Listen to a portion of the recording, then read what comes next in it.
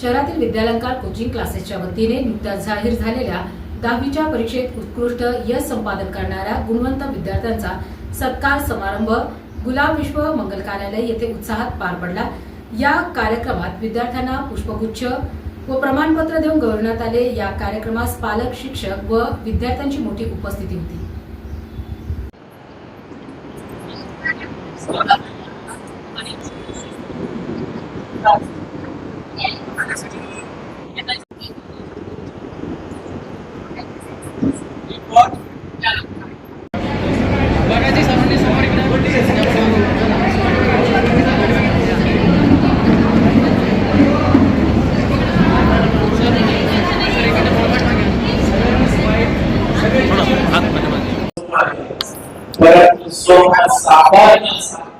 साक्षात उदार हे वार अवघड असतं। तर विद्यार्थी मित्रांना परत एकदा सांगतोय, हे जे परीक्षा अवघड असते तरी अशक्य नाहीये। अभ्यासाच्या जोरवर आपण सर्व काही शक्य करू शकतो। बरोबर डॉक्टर्स? आलो नाही? Yes, thank you very much. ओम शांती 75.50%, शाश्वत सुखाने 75% जाणव 72%, आपल्याला ग्रुप तरी 5 मिनिटांची येत बाकी आहे। लगेच ऋतुजा जाणव 72%, कोणी आला का? सिद्धू बंकर एक मिनिट समोर इकडे 70%, ज्योती सोनवणे, रणवीर सुस्ते 16 पार पडला। किती विद्यार्थ्यांना सन्मानित करण्यात आले? जवळजवळ 200 विद्यार्थी आज गुणवंतांचा गौरव सोहळ्यासाठी उपस्थित होते। त्यापैकी टॉपर म्हणजे पार 99 पासून तर खाली 75 पर्यंत स्टुडंट। संस्थेचं नाव खूप झाले। किती वर्षापासून कोचिंग क्लास? मी कोचिंग क्लासेस मध्ये 22 वर्षापासून आहेत, पण विद्यालंकारचा संचालक म्हणून मला आता 16 वर्ष झाले। 2010 मी चालू केलं होतं ऍज अ डायरेक्टर म्हणून विद्यालंकार क्लास। सध्या किती विद्यार्थी आपल्याकडे आहेत? जसं आता मागच्या वर्षीचा आकडा बघितलं तर आपण मोर दॅन 1500 म्हणजे 1500च्या वरती। आता या वर्षी तो आकडा जास्त वाढणार आहे, कारण की विद्यार्थ्यांची जी निवड करण्यात आली कशा पद्धतीने?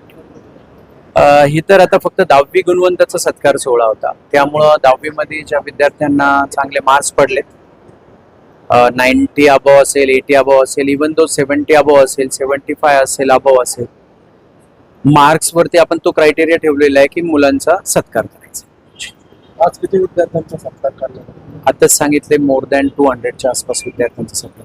सर, आता विद्यार्थ्यांना याची तयारी आपल्याला प्राथमिक याच्यापासून करावी लागते, तर 10वी नंतर आपण कशा पद्धतीने विद्यार्थ्यांची तयारी?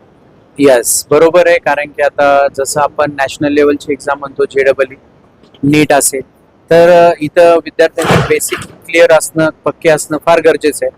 त्यामुळे विद्यालंकार क्लासेसनं फाउंडेशन बॅचेस ऑलरेडी चालू केलेल्या होत्याच आणि आहे पण, की जिथं विद्यालंकारचं जे पण आता 11वी-12वीचा नीट JEEचा जो सिलेबस असणार आहे त्यांचं बेसिक पूर्ण कम्प्लीट झालेले आहे। आता ते म्हणजे फुल्ली तयार आहेत नीट JEEची एक्झाम फेस करण्यासाठी आणि त्यांचा सिलेबस फेस करण्यासाठी। सर, तुमच्याबद्दल बोलले आता गरीब आणि होतकरू विद्यार्थ्यांची खूप मदत करतात तुम्ही, त्याचं फीस भरण्याची त्याची क्षमता नसतं।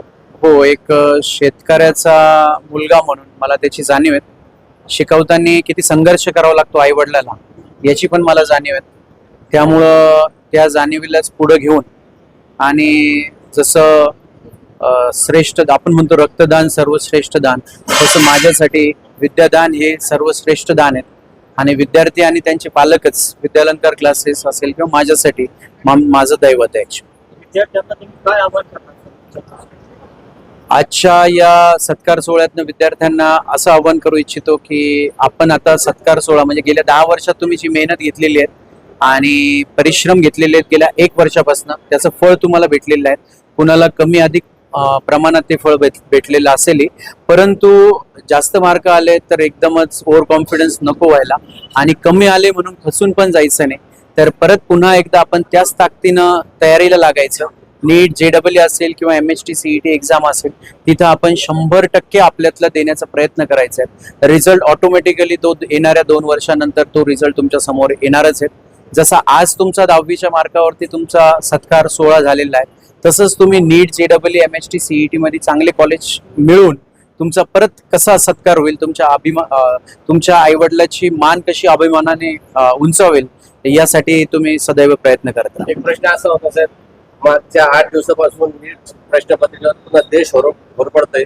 काही संस्था चालकाचे नाव आले लातूरच्या भागातून. तुम्हाला काय वाटतं, तुमचं काय मत आहे?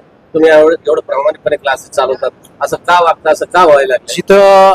जिथं व्हॉल्यूम वाढलं, मी याच्यावरती बोललो सुद्धा, तुम्ही लेट आलात ऍक्च्युली. मी सुरुवातीच्या प्रोग्रामला म्हणजे वाक्यच माझं ते होतं, जिथं व्हॉल्यूम वाढलं तिथं व्हॅल्यू वाढली. म्हणजे आता 20-22 लाख 25 लाख विद्यार्थी नीटची परीक्षा देणार आहेत, मग त्याची व्हॅल्यू वाढली म्हणून प्रेस्टिज वाढलंय.